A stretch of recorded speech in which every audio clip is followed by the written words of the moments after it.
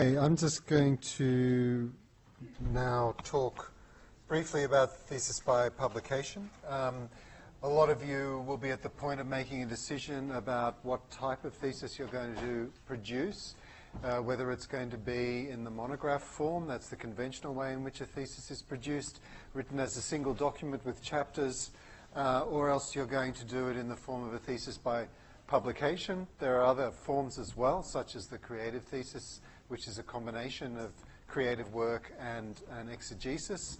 But probably the most, well, the up-and-coming way in which to present a thesis, not only here but around the country and around the world, is as a thesis by publication. And a thesis by publication involves combining together, aggregating a set of sometimes published or sometimes prepared for publication chapters and that present together a coherent and complete argument. The examination of a thesis by publication and the examination of a more conventional, traditional thesis are done on exactly the same terms, and examiners are asked to treat them as if they are the same. But it's simply a way in which it's possible for you, who work, if you work in a discipline where it's appropriate, to get your work out into the public domain, have that experience of academic publishing, and disseminate your work while you're a candidate, and build up a CV. So this first paragraph is a quotation from the guideline. The guideline on thesis by publication is a schedule to the HDR thesis preparation, submission, and examination policy, and it gives you all the information you need to know about thesis by publication. So it's made up of what look like journal articles, some of which will have been published, some of which will have been submitted for publication, and some of which have been prepared for publication but maybe not yet submitted. Okay. And as it mentions there, it's more appropriate in some disciplines than in others. It's more common in the sciences than it is in the humanities, but it is increasing in both. So the important thing is to talk to your supervisor about what's the most appropriate thing for you. Okay, the crucial thing about a thesis for publication is, as I mentioned, it is assessed on exactly the same terms as a conventional thesis. So it's not good enough to simply take some publications that you've got, put them together, and then submit it. It needs to be a single, coherent, robust piece of work. And therefore, it needs to have the same preliminary material in terms of an introduction, literature, review, whatever form that takes in your discipline, design of a research question, justification of a research project. Each of the articles has to be introduced and situated in a context where it makes absolute sense as a part of a coherent whole. And there has to be significant joining material and, of course, a really strong conclusion as well. So it has to be a coherent piece of work. The biggest complaint we get from examiners of theses by publication is that it is not linked together in any way. It's just a jumble of articles. Even if they're on the same topic, even if they're reporting on the same project, different stages of the same project, they do need to be knitted together in a really clear and articulated way. Okay, now the number and presentation of papers in the thesis by publication. The number of papers will vary hugely from discipline to discipline, and that's where you would need, and I'm not going to specify what they are, because that's where you will need input from your supervisor, and they will need to get really clear information from the associate dean in their faculty. You might find your supervisor is very experienced in producing this kind of thesis. So it is important that you get really clear and reliable information about that. Okay.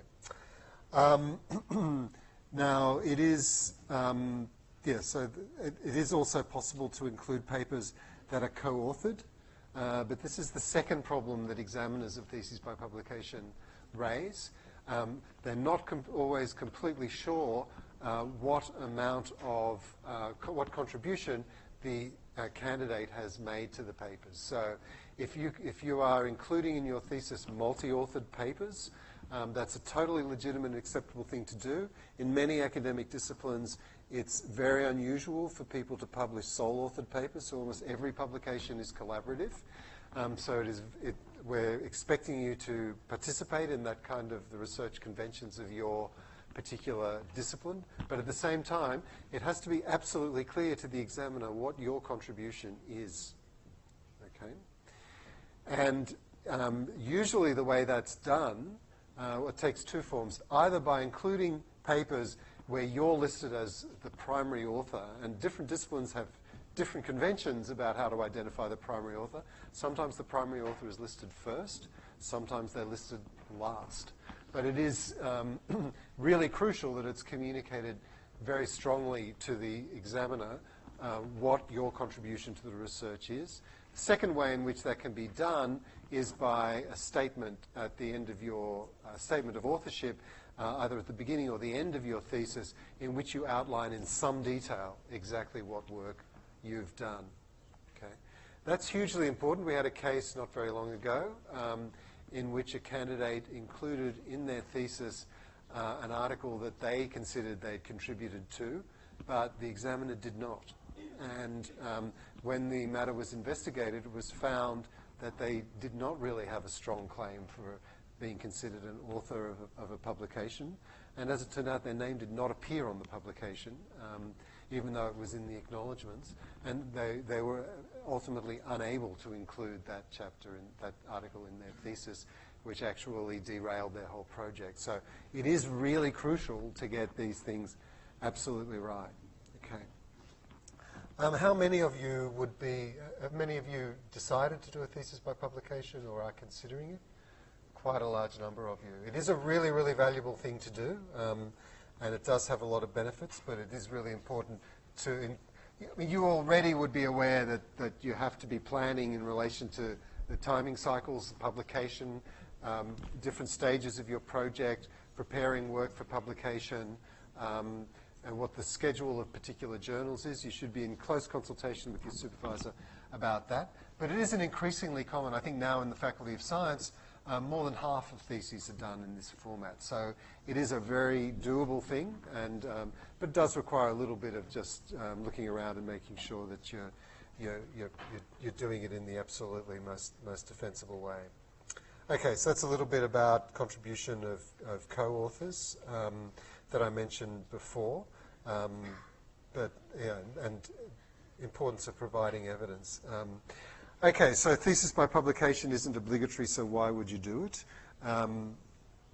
It's a really good way to engage, to get your research to engage early on or throughout your candidature with the research community abroad, and so it's really possible for you to get strong feedback about your work, to start to gain a profile, to get status, to get a reputation as an expert in your field, which is really going to help you further down the track in terms of getting postdocs, employability, moving around to labs, building research networks. And it is also really useful when you're going through the peer review process, which journals operate before they accept things for publication. You do get strong feedback about your thesis as well. Though, as it says on the slide, it's important to remember what journal reviewers are looking for are not the same things that what thesis examiners are looking for. So you just have to be a little careful about negotiating that. It's also a really good way to milestone and plan your candidature so that you know that your research is progressing in a really significant way. It also has a lot of career benefits as well. I mean, it gives you training as a writer. It gives you a reputation, builds your CV, and allows you to feel like you're making really substantial progress through your degree. Okay. What are the disadvantages? Yeah, the first one is actually quite a crucial one.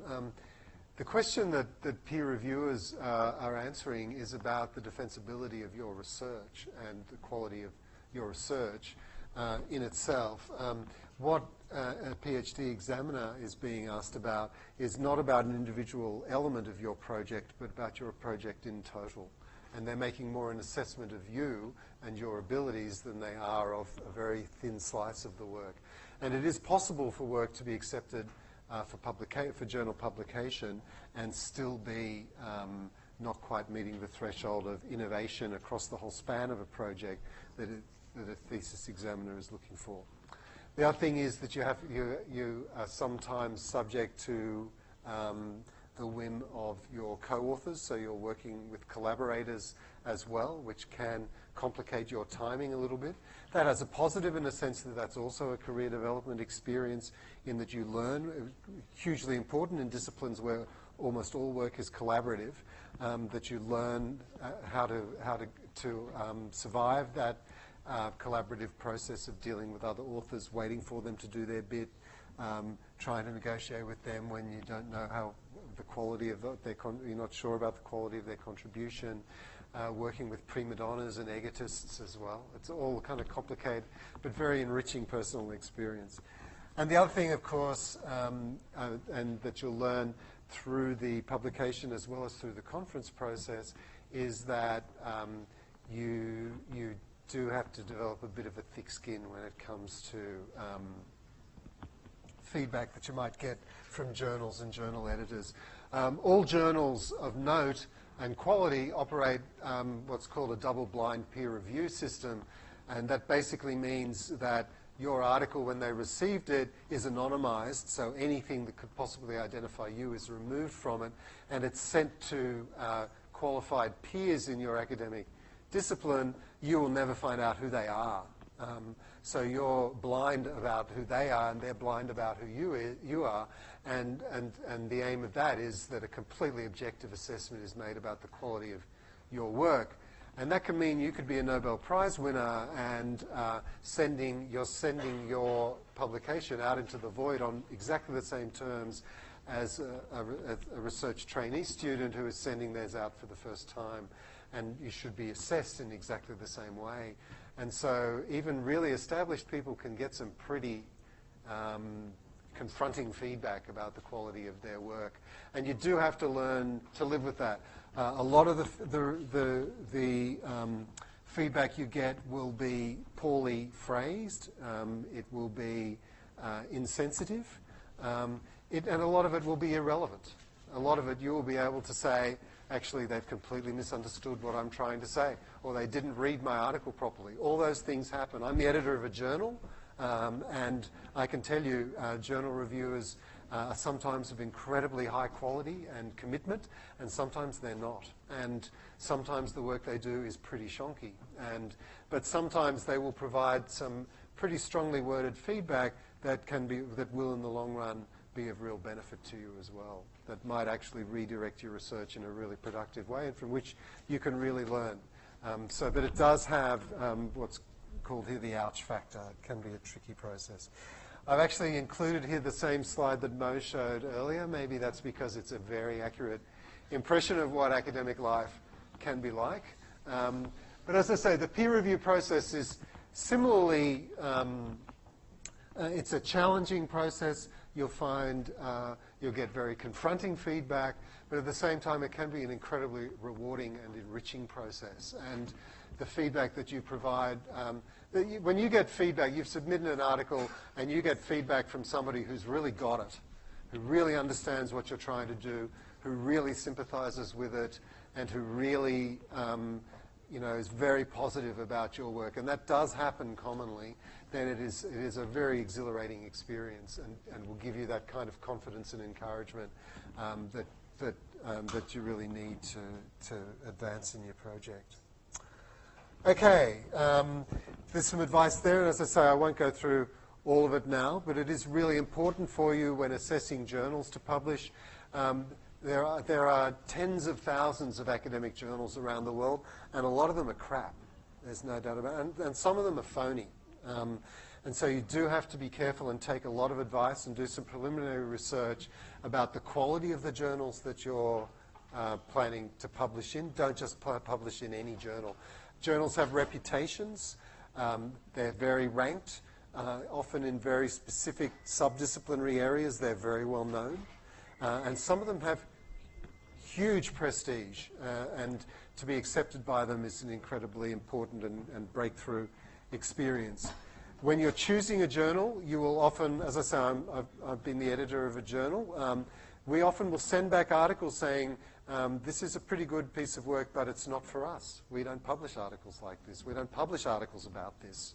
And we're not just sort of fobbing people off. That's actually true. We publish specific types of articles about specific topics. And if you send us something that's outside of that scope, it's a waste of time. Most journals will have a description, a blurb somewhere on their website explaining exactly what they do. And you'll be able to access at least a sample of their materials to find out what they publish. You know, they should also have information about their rate of publication, their percentage of acceptances, and their timing. How long between acceptance and final publication on average. Sometimes that can be years. Sometimes it can be days. But it is really important to know when you're impatient to get your work out there. So do take time and care over selecting the journals, both in terms of their quality and also in terms of their procedures. And think of it from their point of view. Most journal, in the academic world, as I said, there are a huge number of journals. Some of them are vast organizations run by publishers, but the overwhelming majority of them are run by a couple of academics who are doing this on top of everything else. And so you've got to think of it from their point of view. What is going to help them? What do they want? What do they need? It's the same if you're trying to publish a book. What does the publisher actually need? If you talk to academic publishers, they'd love to publish lots of books about lots of things, but they can't. So they're constrained by finances and practicalities. Think of it from their point of view. What can you do for them? And that will help both of you when you think that way. Okay. So that's just a brief overview of thesis by publication. If you are undertaking a thesis by publication or thinking of it, start conversations with your supervisor as soon as possible. It's a different structure of candidature and a different planning system to the one that you would need if you're undertaking a monograph thesis. But it's very doable and a very productive and positive thing to do.